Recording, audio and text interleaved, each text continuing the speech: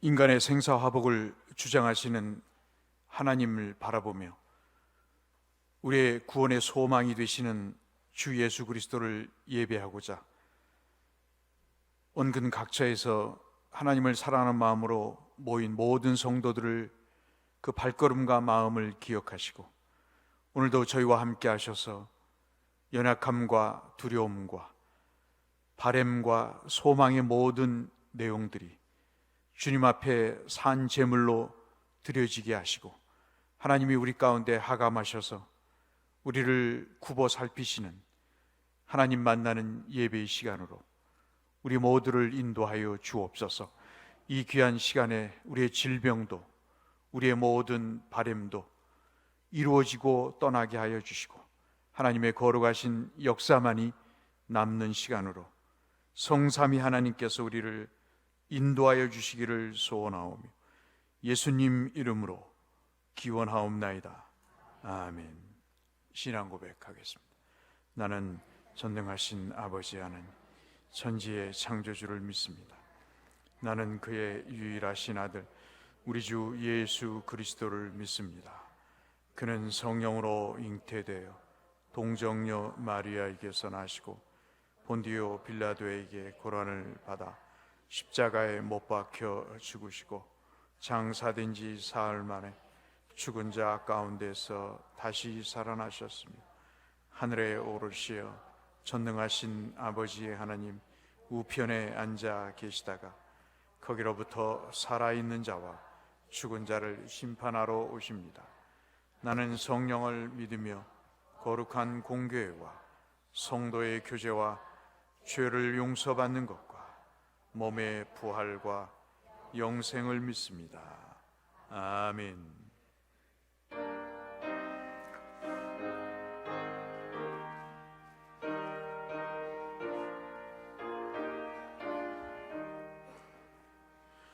참 즐거운 노래를 늘 높이 불러서 이 세상 사는 동안 주 찬양하겠네. 꿈의 산에 올라 멀리 바라보니 나 건너갈 요단강 뚜렷이 보이네. 참 아름다운 노래 늘 높이 부르세. 하늘의 소망주 신주 찬양하여라. 참 아름다운 노래 다 함께 부르세. 하늘의 기쁨 주신 주 찬양하여라. 참 즐거운 노래를 늘 높이 불러서 내 영혼 구원하신 주 찬양하겠네. 땅 위의 성도들이 부르는 노래에 저 하늘의 천사들 다 화답하겠네. 참 아름다운 노래 달 높이 부르세. 하늘의 소망주 신주 찬양하여라. 참 아름다운 노래 다 함께 부르세. 하늘의 기쁨 주신 주 찬양하여라. 참 즐거운 노래를 늘 높이 불러서 만왕의 왕 되신 주 나 찬양하겠네. 거룩한 하늘 노래 울려올 그때에 참 그립던 주님을 반가이 대하리. 참 아름다운 노래 늘 높이 부르세. 하늘의 소망 주신 주 찬양하여라. 참 아름다운 노래 다 함께 부르세.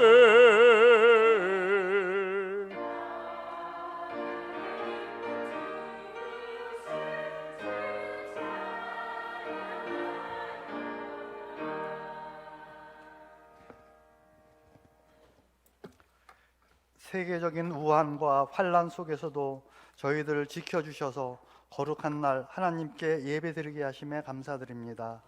전염병의 창궐로 모두가 두려움과 불안으로 한 치 앞을 내다볼 수 없고 위축된 삶을 살고 있지만 하나님의 능력과 도우심을 믿는 저희들 오직 하나님만 바라보고 의지하게 하시옵소서.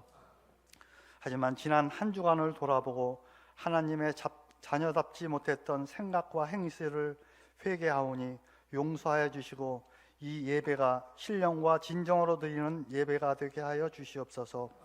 날로 확산하는 바이러스로 인해 세계 경제가 휘청이고 있으며 많은 나라들로부터 우리 국민은 입국 금지를 당하는 처지가 되었습니다. 이 나라와 국민들 불쌍히 여겨주시고 이 어려움에서 건져 주시옵소서. 우리 교회와 성도들, 그 가정과 일터, 그리고 우리가 마주치는 모든 사람들이 유행하는 코로나 바이러스로부터 지켜주시고 점점 어려워지는 생활에서 벗어날 수 있도록 새 힘을 허락하여 주시옵소서. 이번 일로 인하여 저희들의 신앙이 흔들리지 않게 하시고 오히려 하나님을 더 의지하여 이 나라와 이웃을 위해 중보하는 성도들이 되게 하여 주시옵소서. 날마다 성도들의 안보를 걱정하며 기도하시는 목사님, 늘 영육간의 강건함으로 붙들어 주시고 더 큰 일을 행하시는 주님의 종으로 세워 주시옵소서. 이 시간 선포하실 말씀의 참뜻을 깨달아 저희들의 심령이 변화되고 힘을 얻어 이 어려운 환경을 이겨내게 하시옵소서. 옛날 이스라엘 백성을 구별하여 구원하여 주셨던 것 같이 어린아이로부터 면역력이 약한 어르신들과 여러 환우들을 기억하여 주시고 이 전염병이 무사히 지나가게 하시옵소서. 다음 세대를 세워가는 고 강도사님의 사역을 축복하여 주시고 불의의 사고로 치료 중인 봉전도사님 속히 완쾌되게 하여 주시옵소서. 임마누엘 찬양대의 찬양을 기뻐 받아 주시고 예배를 돕는 모든 손길들 축복하여 주시옵소서. 각가지 제목으로 간구하는 모든 성도들의 기도에 응답하여 주시고 이 환난과 질병에서 지켜주실 것을 믿사옵고 우리를 죄에서 구원하여 주신 예수 그리스도의 이름으로 간절히 기도했습니다. 아멘.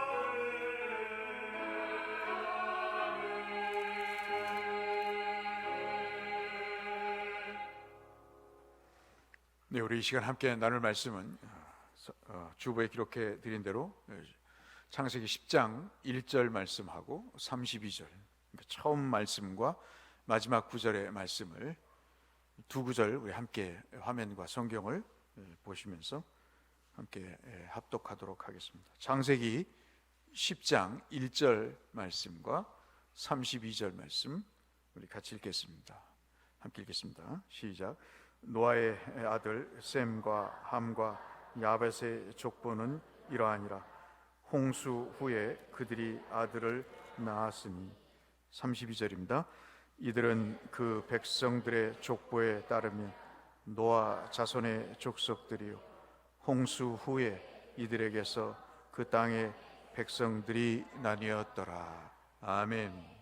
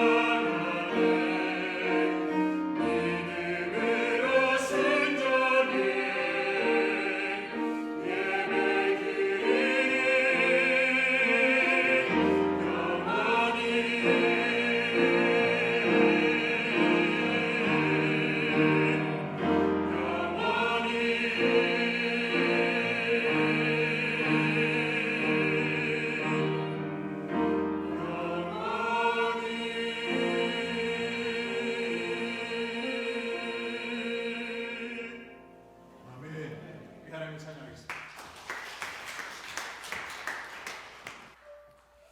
함께 기도하실까요? 하나님 아버지, 저희들이 지금 어려운 시간을 보내고 있습니다. 많은 질병으로 저희들의 삶의 무게가 참으로 무겁게 느껴지는 때를 지나고 있습니다. 그럼에도 불구하고 주께서 우리와 함께 하셔서 우리의 치료가 되어주시고 우리의 위로가 되어주시는 하나님이 계시기에 오늘도 본당에서 예배를 드리고 가정에서 인터넷을 통해 예배를 드리는 모든 성도들을 주께서 귀히 여기시고 하나님 이 자리에 임재하셔서 우리의 치료와 위로가 되어주셔서 하나님으로 인해 든든한 복된 시간이 되게 하시고 우리의 인생의 끝까지 우리를 지켜보호하시는 그 하나님을 믿고 나아갈 때 환난도 우환도 모든 걱정과 근심과 두려움도 심지어는 우리들의 연약함까지도 회복이 되는 은혜를 주여 베풀어 주옵소서. 하나님 우리 모두의 건강을 지켜주시고 가정과 일터에 특별히 자녀들에게 어려움 당하지 않도록 하나님 우리를 보존하시고 주의 장중에 붙들어 주시기를 간절히 소원하오며 오늘도 말씀을 나눌 때 은혜가 있게 하시고 우리를 향하신 하나님의 사랑이 확인되는 시간으로 주님 인도하여 주옵소서.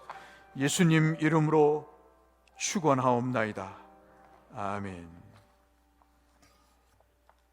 하나님의 치료와 위로가 여러분과 함께 하시기를 축복합니다. 조상이 없는 자손은 이 세상에 없겠죠. 늘 저도 어렸을 때부터 귀가 따갑도록 들어왔던 내용입니다. 그리고 족보를 가끔 펴서 네가 어느 조상의 몇 대 손이다 라고 이야기를 하시고 그 족보에 기록된 이름을 자랑스럽게 여겨야 된다라고 생각을 주입시키셨던 어린 적 일이 생각이 납니다. 아마도 우리 가정에는 많은 분들이 족보를 갖고 계실 것이고 그 족보를 통해서 자랑스러운 조상의 후손임을 또 아주 긍지를 갖고 사시고 계시지 않을까 생각이 됩니다. 성경도 족보를 굉장히 대단히 중요하게 생각을 하고 계십니다. 여러분 아시는 대로 마태와 누가도 예수의 족보를 작성하죠. 그래서 그 말씀의 시작을 족보로 시작을 하고 있습니다. 유대 사회에서는 한 가지 습관이 있는데 어떤 사람을 언급할 때 그 사람의 아버지 그리고 할아버지 그리고 직계 또는 반계 몇 대를 언급하는 그런 습관이 있습니다. 그러니까 올라갈수록 많이 언급할수록 아주 그 명문 가문임을 은근히 드러내는 그런 습관이 있죠. 특별히 이런 것들이 이제 구약에서 몇 대 누구의 현손이다, 자손이다 뭐 그런 이야기는 바로 다 그런 배경에서 나온 이야기입니다. 특별히 이 유대인들에게 있어서 족보는 신원을 확인하는 중요한 계기가 됩니다. 지금은 이제 신분증이 있어서 신분증을 통해서 주민등록 초본을 대검 면사무소에서 띄면 뭐 지금까지 쭉 살아왔던 주소가 나타나고 그리고 가족관계 증명을 띄면 누구의 아버지 어머니 밑에 누가 또 태어났다는 누구랑 결혼했다는 것까지 다 나오지만은 옛날에는 그런 게 없어서 이 족보를 거론하면 아, 저 사람이 누구의 집의 자손이구나 하는 사실을 이제 알게 되죠. 그래서 족보가 성경에서 굉장히 중요하게 다루어지고 있는데 한 두 가지 정도로 우리가 족보가 중요하다는 것을 알 수 있습니다. 특별히 이제 예수 그리스도에게로 이제 집중되는 그런 족보의 역할이 있는데요.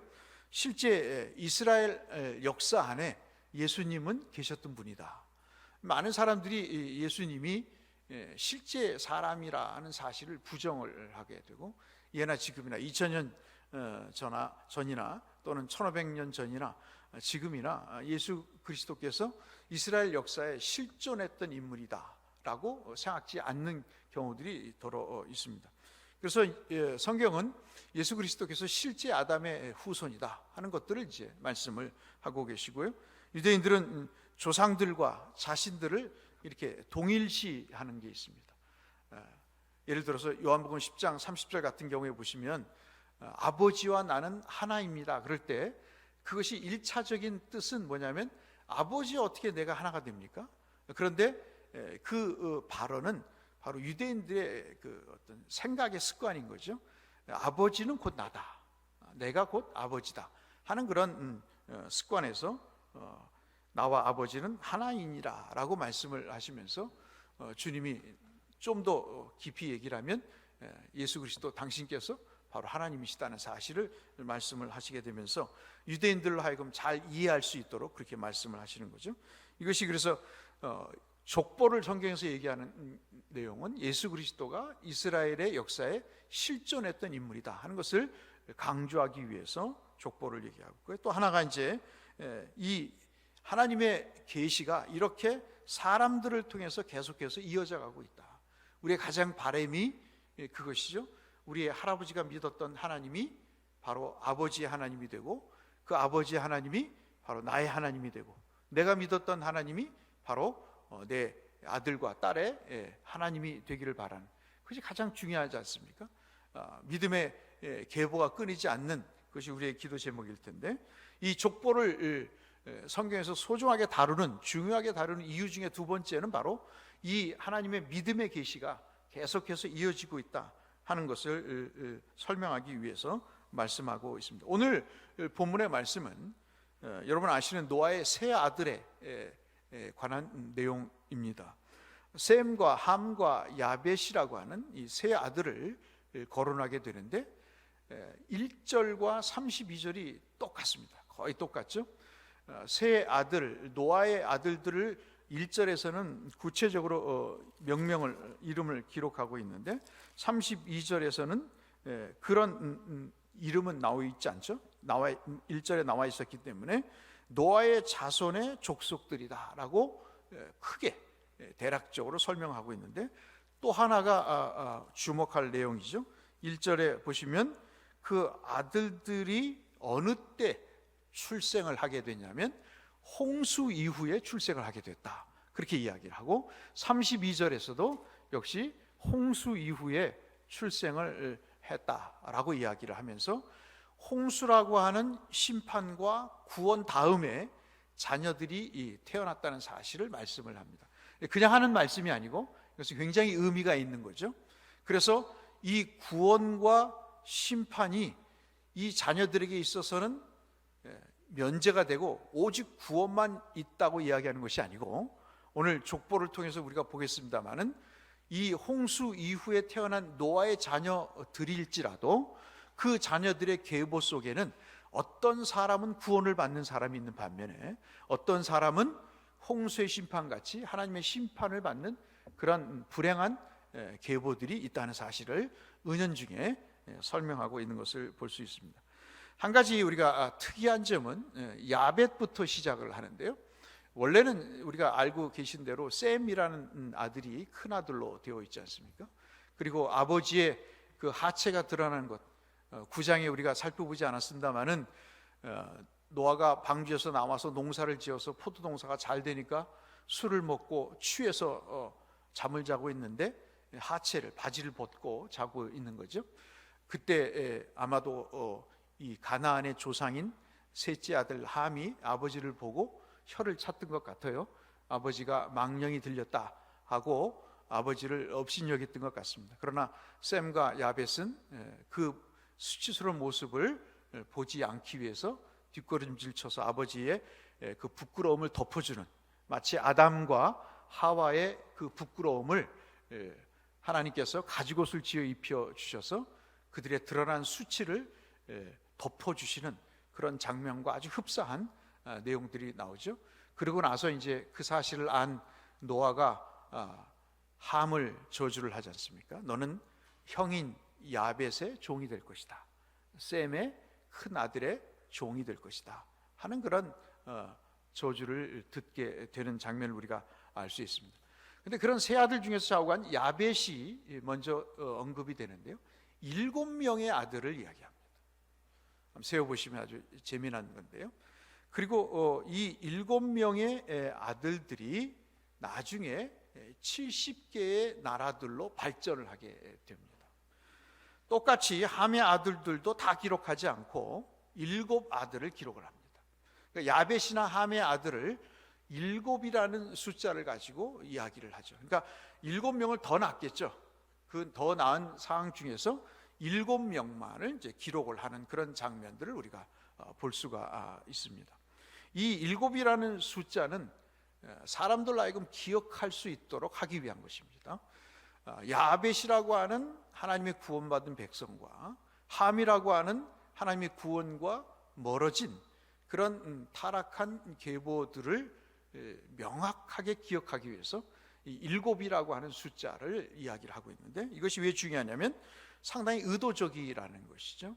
이 7은 나중에 말씀 우리가 아시다시피 창세기 40장 27절인가요? 거기 말씀해 보시면 야곱의 가족들이 애굽으로 식량이 없어서 이민을 간 숫자가 70입니다. 그래서 이 7이라는 숫자가 굉장히 중요한 의미를 갖고 있고, 출애굽기 1장 5절에서도 보면 우리가 잘 아시는 대로 야곱의 허리에서, 유대인들은 그렇게 생각했던 것 같아요. 허리에서 자녀가 나온 것처럼 생각했던 것 같아요. 그래서 야곱의 허리에서 나온 사람이 모두 70이다. 그래서 이 7이라고 하는 이 숫자가 굉장히 기억할 수 있도록 의도적으로 만들어졌습니다. 그래서 이 7이라는 숫자, 70이라는 숫자는 나중에 아브라함을 어떻게 선택하시게 됐는가에 대한 내용을 설명할 때 이것이 쓰이게 됩니다. 특별히 노아의 아들들 중에서 가장 장자였던 이 셈의 후손의 한 아들인 이 에벨이라는 사람이 벨렉이라고 하는 아들을 낳게 되는데, 이 벨렉을 통해서 여러분 화면에 보시다시피 나중에 아브라함이 탄생하게 됩니다. 물론 저 계보는 바로 아르박삿이 셀라를 낳고 셀라가 에벨을 낳았다는 그 의미일 수도 있고 아닐 수도 있습니다. 왜냐하면 성경이 말씀하고 있지 않기 때문에 중요한 사람만 기록할 수 있고 저 사람들 사이에 또 누가 태어날 수도 있는데, 성경은 저렇게 이야기를 하고 있는데, 세어보시면 하나 둘 셋 넷 다섯 여섯 일곱 여덟 9번째 아브라함이 탄생을 하게 되는데, 중요한 이름 에벨이라는 사람, 즉 이 에벨은 셈의 여러분 저 숫자상으로 보시면 손주가 되는 상황이죠.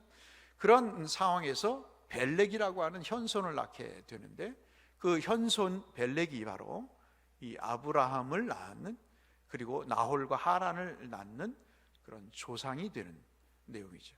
그러니까 이러한 모든 계보가 바로 아브라함을 초점을 맞춰서 이야기를 하고 있습니다. 이것이 이제 11장에서 우리가 보실 수 있는 내용이고요.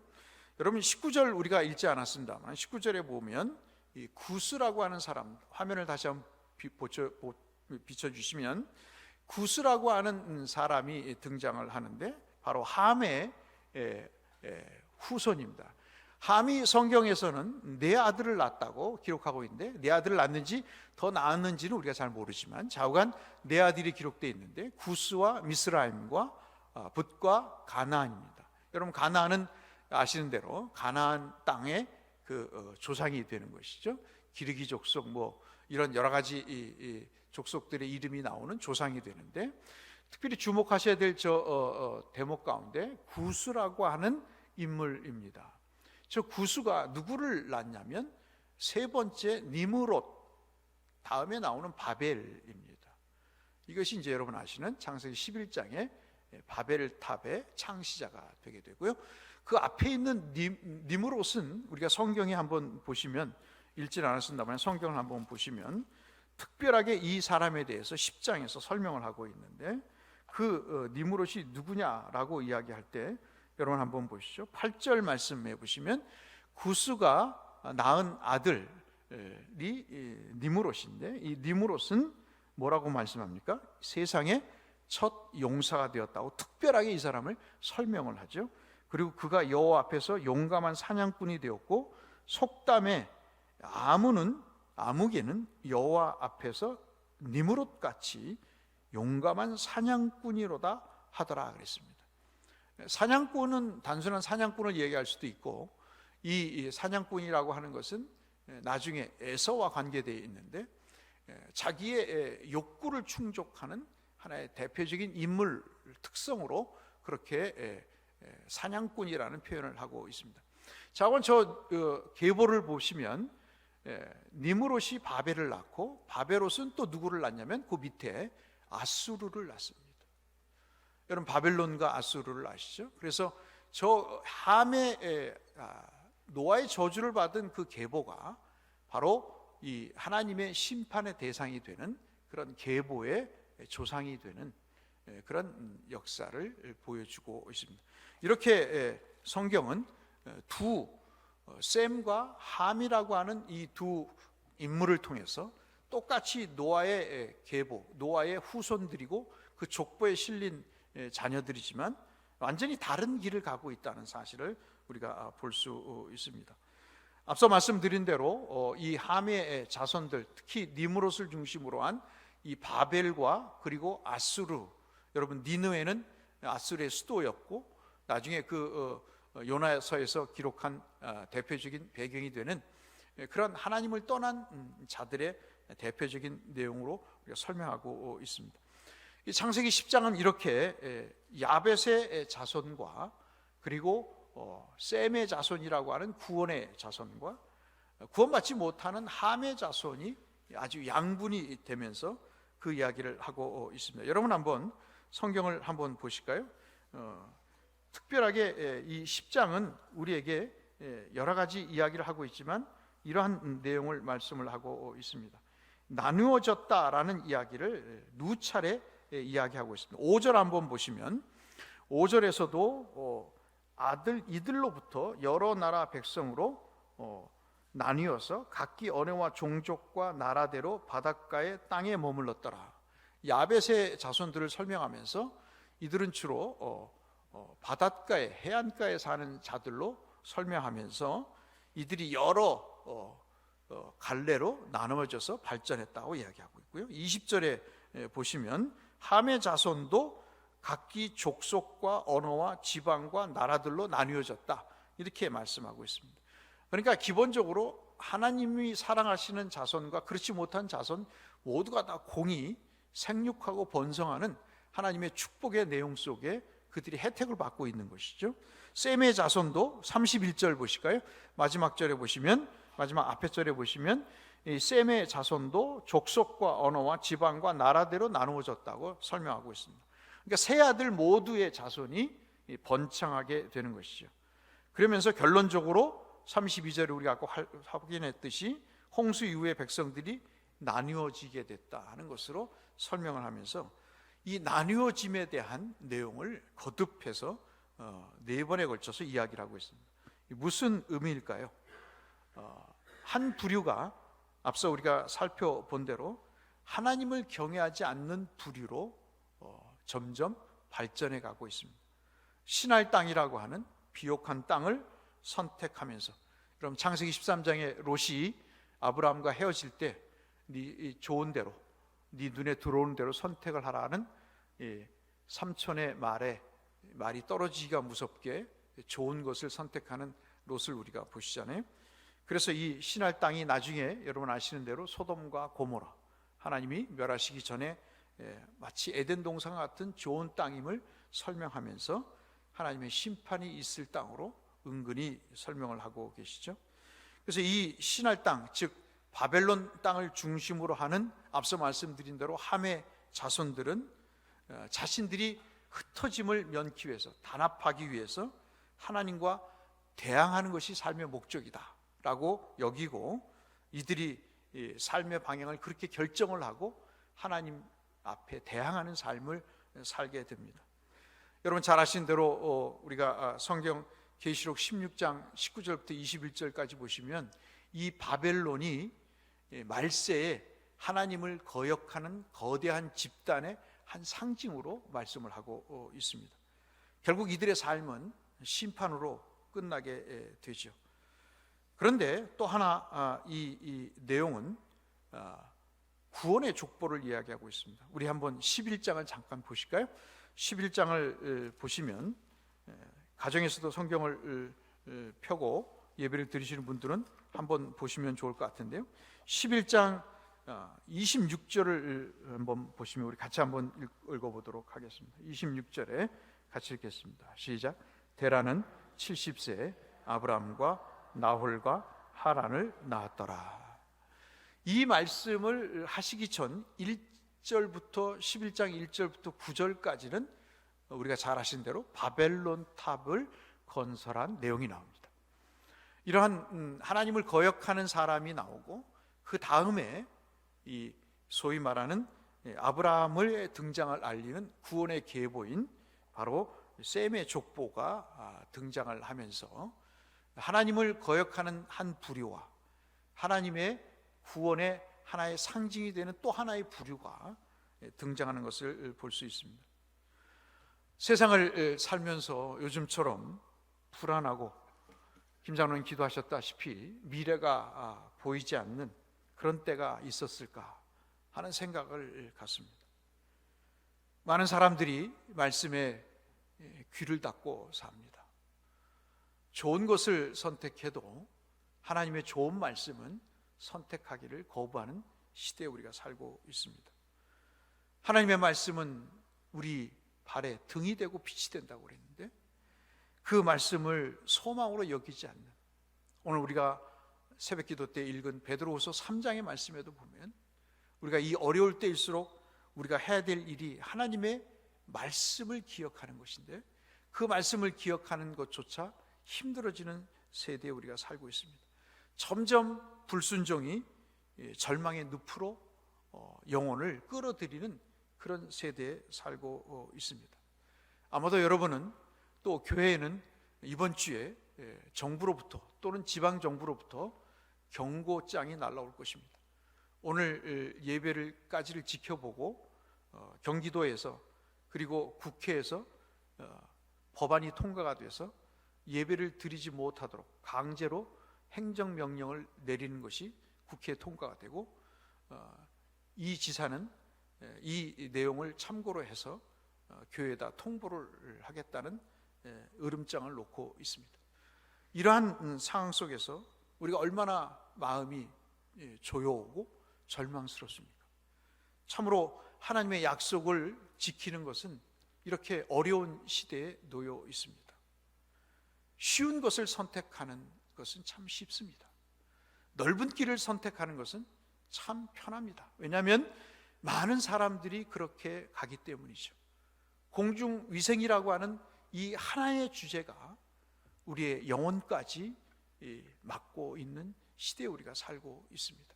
모든 것이, 모든 경제와 사상과 모든 가치와 이념과 모든 윤리와 도덕이 이 바로 감염이라고 하는 하나의 주제에 길을 못 피고 있는, 그 가치를 인정받고 있지 못하는 그런 세대에 우리가 살고 있습니다. 그래서 구원이라고 하는 것은 묘연한 이야기처럼 들립니다. 주님이 함께 하신다고 하는 말씀은 우리에게 참으로 먼 나라의 이야기처럼 들립니다. 허공에 아무리 손을 펼쳐봐도 하나님의 손이 잡히지가 않고 하나님의 옷자락이 만져지지가 않고 하나님의 입김이 느껴지지가 않습니다. 오히려 정부의 시책을 따르는 것이 현명한 일이고 스마트한 일로 여겨지는 때에 우리가 살고 있습니다. 예수 그리스도를 따르는 일에는 여러 가지 고난이 있습니다. 구원의 약속을 우리가 몸소 실천하는 일은 참으로 쉬운 일이 아닙니다. 그렇기 때문에 더 불안해질 수도 있습니다. 그런데 여러분 기억하십시오. 이사야 49장 16절에는 하나님이 뭐라고 말씀하십니까? 화면을 보실까요? 이사야 49장 16절에는 우리를 손바닥에 새겼다 그렇게 말씀하고 있습니다.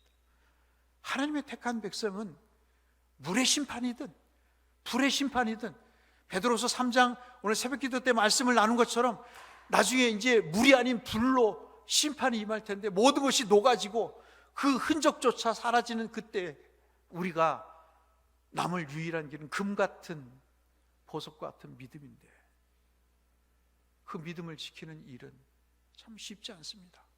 구원의 계보, 영적인 셈의 족보의 후손으로 살아가는 것은 참 쉽지가 않습니다. 그러나 그런 가운데서도 우리에게 용기가 되고 우리에게 복이 되고 우리에게 희망이 되는 말씀이 있는 것은 바로 저런 말씀 때문인 거죠. 내가 너를 내 손바닥에 새겼고 너의 성벽이 항상 내 앞에 있나이다. 이사야가 얼마나 불안했습니까? 성벽이 무너지고 적군의 총칼이 코앞에까지 목 앞에까지 치닫는 상황 속에서 무슨 성벽이 있습니까? 그런데 그런 하나님을 성벽으로 생각했습니다. 그런 하나님이 우리의 보호막이 되신다고 생각하셨고 하나님이 우리의 희망이라고 생각을 했습니다. 그렇게 믿음 없는 백성들에게 하나님이 여러분의 소망이십니다라고 외쳤던 그 말씀 속에 이사야 선지자는 구원받은 백성들을 손바닥에 새겼다고 얘기하고 있죠. 계시록 3장 5절을 한번 보실까요? 화면을 보실까요? 한번 같이 한번 읽어보시죠. 하나님께서 그 요한계시록의 요한 사도를 통해서 이렇게 말씀하고 있습니다. 같이 읽겠습니다. 시작. 이기는 자는 이와 같이 흰옷을 입을 것이요 내가 그 이름을 생명책에서 결코 지우지 아니하고 그 이름을 내 아버지 앞과 그의 천사들 앞에서 시인하리라. 두 가지입니다. 지우지 않고 시인하시겠다. 우리는 이기는 자가 돼야 됩니다. 하나님 앞에 이기는 자가 돼야 돼요. 그렇다고 저는 어떤 이분법적인 것을 말씀하고 있는 것이 아닙니다. 어떠한 경우든 어떠한 삶의 정황에 오든 여러분 한번 생각해 보십시오. 우리가 모든 예배를 폐하고 주일 오전 예배, 그것도 일주일에 한 번 1시간의 예배를 드리는데 이 예배가 마치 신천지의 예배처럼 정부는, 사회는 이 전염의 온상으로 생각을 하고 있습니다. 이것에 모든 사람이 공포에 시달리고 있고 이 모든 논리가 마치 정당한 것으로 여겨지고 있습니다. 심지어는 교인들조차도 이것을 수긍하지 않는 교회가 불통교회라고 여기는 그런 때에 있습니다. 그런데 성경은 우리에게 말씀합니다. 옛날에는 이거보다 더한 고난이 있었습니다. 가죽을 벗겨서 죽이는 고난이 있었고요, 팔과 다리에 노끈을 묶어서, 끈을 묶어서 네 사방에 동서남북에 말에 채찍을 때려서 사람을 찢어 죽이는 고난이 있었습니다. 톱을 켜서 사지를 절단해서 죽이는 고난이 있었습니다. 불에 넣어서 태워 죽이는 고통이 있었습니다. 목에 칼을 들이대고 예수를 그래도 믿겠느냐, 예배를 드리겠느냐 하는 그런 협박 속에서도 웃으면서 죽어가는 성도들이 있었습니다.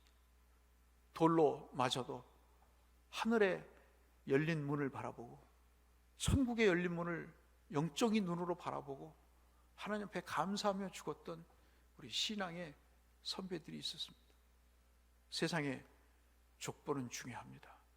그러나 성경은 적어도 우리가 창세기 10장에서 읽고 있는 이 족보는, 셈과 야벳과 함의 족보는 아버지에 대한 족보이지만, 생물학적인 족보이지만, 그러나 그 족보 속에는 영적인 의미가 담겨져 있습니다. 하나님을 따르는 자들과 하나님을 따르지 않는 자들의 계보를 기록하고 있습니다. 우리의 구원은 협박으로 이루어지는 것이 아닙니다. 우리의 구원은 생명의 역사이지 행정명령의 역사가 아닙니다. 우리의 구원은 성령께서 보증하셨습니다. 여러분 고린도후서 1장 22절에 보시면 그가 또한 우리에게 인치시고 보증으로 우리의 마음에 성령을 주셨다라고 말씀하고 있습니다. 같은 고린도후서 5장 5절에는 곧 이것을 우리에게 이루게 하시고 보증으로 성령을 우리에게 주신 이는 하나님이시다 라고 말씀하고 있습니다. 저와 여러분 속에 성령이 계시잖아요. 하나님이 계시지 않습니까? 하나님 우리를 지켜주지 않으시겠어요? 하나님이 설사 저에게 감염이 있다 할지라도 하나님은 우리 교회를 지켜주지 않으시겠어요? 제가 집회를 지속함으로 인해서 쇠고랑을 차는 한이 있어도 하나님은 교회를 살려가시지 않겠습니까? 여러분, 사랑하는 성도 여러분, 우리는 믿음의 계보의 후손들입니다. 그리고 하나님은 우리를 구원하실 것입니다. 누구를 통해서든 어떤 사람을 통해서든 이 교회는 중보의 기도가 끊이지 않을 것이고 말씀을 지키는 영혼들의 그 공동체가 지속될 것이고 하나님을 소망으로 두는 그 교회의 본질을 잊지 않고 70년이 아닌 700년의 역사를 계속 이어갈 것입니다. 그 일에 여러분들이 영적인 셈, 영적인 야벳의 후손들이 되셔야 되지 않겠습니까? 오늘 이런 의미에서 우리가 이 창세기 10장의 계보들을 살펴봤습니다. 어렵고 힘드시지만 이럴 때일수록 더 기도와 믿음의 불을 당기셔서 우리의 마음에 열정이 더 끓어오르는, 하나님을 더 소망하시고 하나님께 예배하시는 그 일에 복된 길로 가시는, 쉬운 길이 아닌, 넓은 길이 아닌 좁은 길이지만 어려움이 있지만 그 길을 가셔서 하나님의 구원에 이르시는 모든 성도님들 다 되시기를 주님의 이름으로 축원합니다.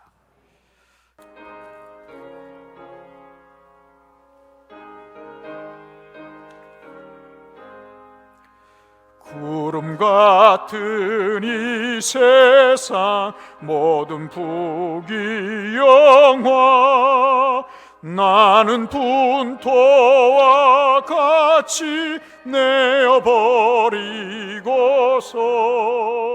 오직 천국의 복물 사모하며 사니, 구원받은 내 이름 기억하옵소서. 주가 나의 이름 보좌 앞에 놓인 어린 양 생명책에 기록하옵소서. 주여 보배 피로써 모든 죄 씻으사 나의 부정한 것을 씻어 맑히소서. 흰 눈보다 더 희게 죄를 씻었으니, 구원받은 내 이름 기록하옵소서. 주가 나의 이름 보좌 앞에 놓인 어린 양 생명책에 기록하옵소서. 죄가 하나도 없고 아무 병도 없는 영화롭고도 밝은 천국 올라가서 주와 함께 그곳에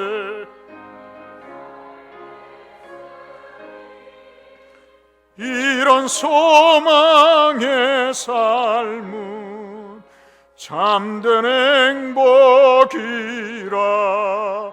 주가 나의 이름 보좌 앞에 놓인 어린 양 생명책에 기록하옵소서.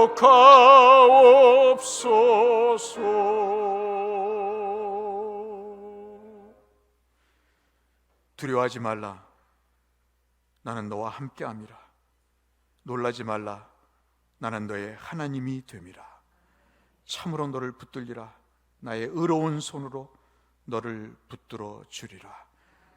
이 말씀 붙잡고 이 한 주간도 이기는 자가 되게 하여 주옵시고, 다시 한번 간절하게 기도합니다. 저희들의 기도가 헛되지 않도록 주님을 바라보고 하나님 생명을 걸고 드리는 예배에 열매가 있도록 우리 모두를 지켜 보호해 주옵소서. 이 어두운 세상에 우리 대옥교회가 이 절에 참여하신 모든 분들의 믿음이 세상의 어두움을 밝히게 하시고 저들의 질병을 치료하는 하나님의 은혜가 되게 하여 주옵소서. 많이 어렵습니다. 수입도 줄어가고 있습니다. 하나님, 여러 가지 공부하기에도 힘든 세상이 됐습니다. 하나님, 사람을 만나기가 두려운 세상으로 변해가고 있습니다.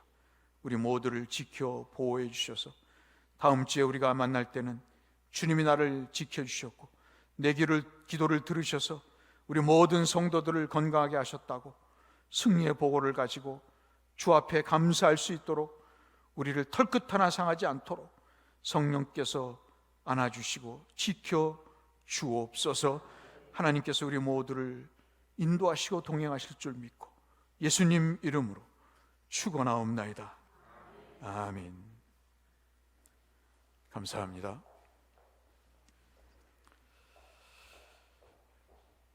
부활주일이 4월 12일인데요. 저희가 벌써 사순절 셋째 주일을 지나고 있습니다. 주님이 고난 받으시는 그 내용들을 여러분 마태, 마가, 누가, 요한복음 이 내용들을 하나 정하셔서 한번 쭉 읽어보시는 것도 의미가 있다고 보고요. 댁에서든 교회에서든 하나님 앞에 우리를 위해서 죽으신 예수 그리스도를 위해서 그분이 뿌려놓으신 믿음의 씨앗이 우리에게 더 풍성히 성장하기 위해서 함께 중보해 주시면 감사하겠습니다. 매일 손을 씻으시는 일, 마스크를 쓰시는 일을 하시면 큰 어려움은 없을 것 같고요. 지금 유력한 사람에 의해서 대곳에 한 3명 정도의 신천지 교인이 활동하고 있다는 내용을 어제 들었습니다. 공신력이 있는 사람을 통한 정보인 것 같은데요.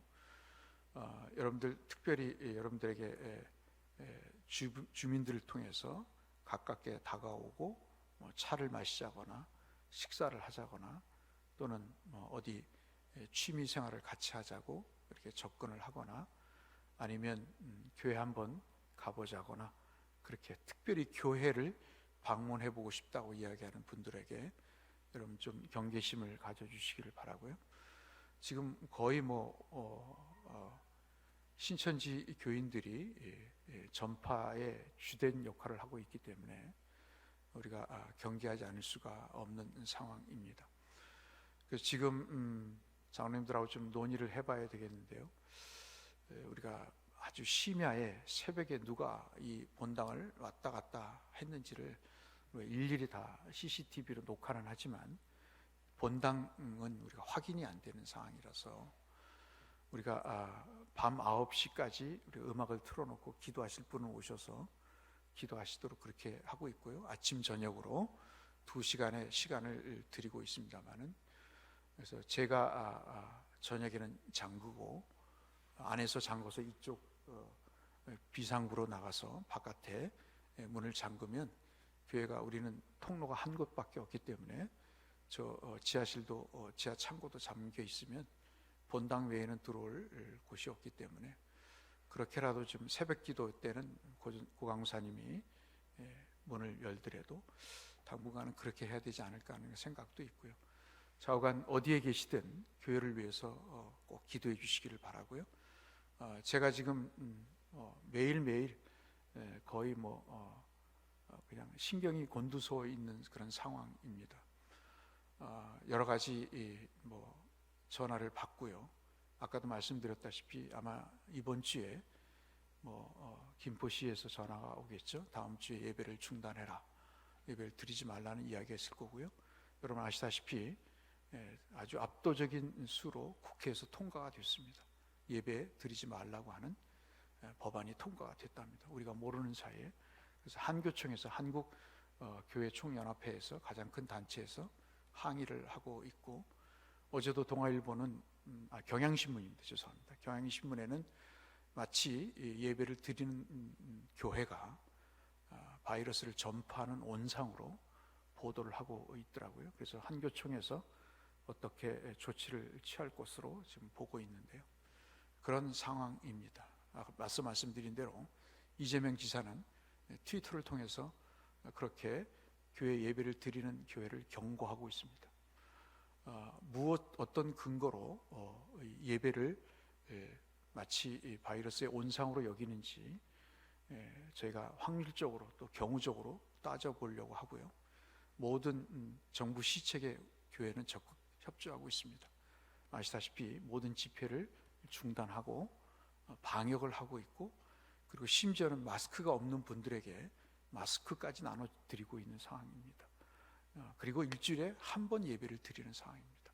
그리고 여러분 보시다시피 멀찌감치 떨어져 계신 상황이기 때문에 우리가 최대한 할 수 있는 범위 내에서 정부의 시책에 협조하고 있는데, 교회가 바이러스 전파의 온상이라고 하는 논리는 상당히 억지와 비약된 그런 논리 구조를 갖고 있다고 볼 수 있기 때문에 저도 한교연에 서명을 했습니다.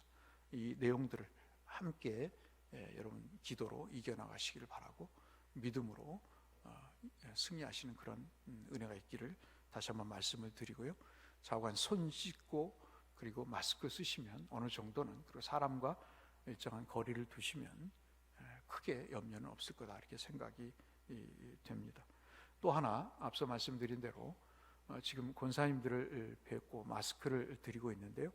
여러분, 마스크가 필요하신 분이 계시거나 또는 마스크가 좀 여유가 있어서 마스크를 다른 분에게 좀 나눠주고 싶다고 하시는 분이 계시면, 좋은 마스크든 그렇지 않은 마스크든 괜찮습니다.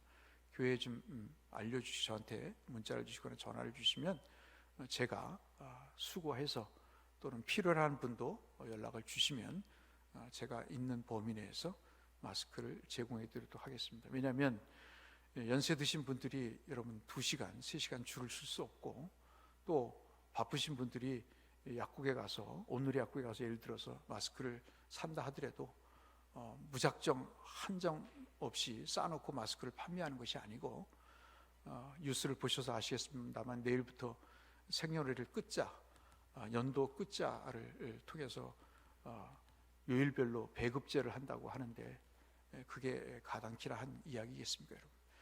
그런 면에서 특히 노약자들, 어르신들은 이 마스크 사는 게 거의 불가능하게 가까울 정도로, 그래서 여러분에게 주보에 없는 광고 말씀을 드립니다. 마스크가 여유가 있으시거나 없으신 분들은 자원 교회로 연락을 주시면 저희가 최대한 협조를 하고 또 조정을 하겠고요. 그리고 이상 증세가 있으시면 교회에다 먼저 좀 알려주십시오. 알려주시면 저희가 당회를 열어서 예배 집회에 관한 또 논의를 향후 하도록, 그렇게 하도록 하겠습니다. 나머지는 여러분 주보를 참조해 주시고요. 가정에서 예배를 드리는 분들도 영상과 순서를 올려놨기 때문에 함께 예배를 드릴 수 있게 해주셨으면 좋겠고요. 그리고 가정에서 예배를 드리시는 분들은 교회에다가 헌금하시기 어려워서 주중이나 또는 주일에 교회를 오실 기회가 있으시면 교육자에게 헌금을 맡겨주시면 헌금 드리도록 그렇게 하겠습니다. 그렇게 좀 얘기를 해주시기를 부탁 말씀을 드립니다. 다른 광고는 주보를 참조하시고 다시 일어나셔서 우리 찬송하시고 축도로 예배를 마치도록 하겠습니다.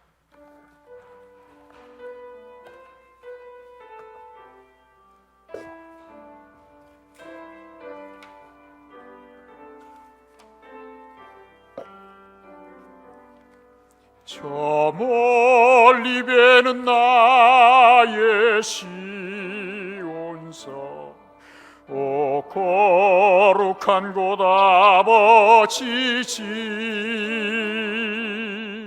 내 사모하는 집에 가고자 한 밤을 세웠네. 저 망망한 바다 위에 이 몸이 상할지라도 오늘은 이곳 내일은 저곳 주복음 저 아득한 나의 갈 길 다가고 아득한 나의 갈 길 다가고 저 동산에서 편히 쉴 때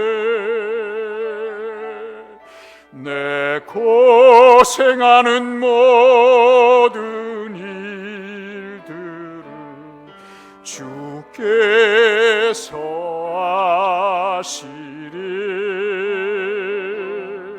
빈들이나 사막에서 이 몸이 상할지라도 오내 주 예수 날 사랑하사 날 지켜주시리.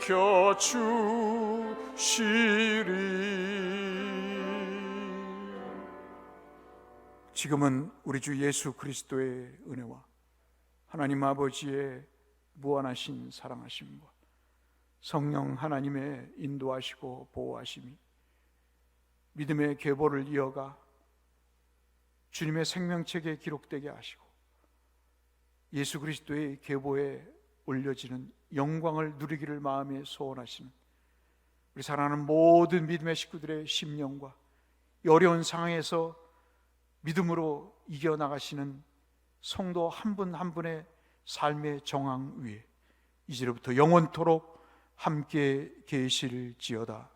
아멘.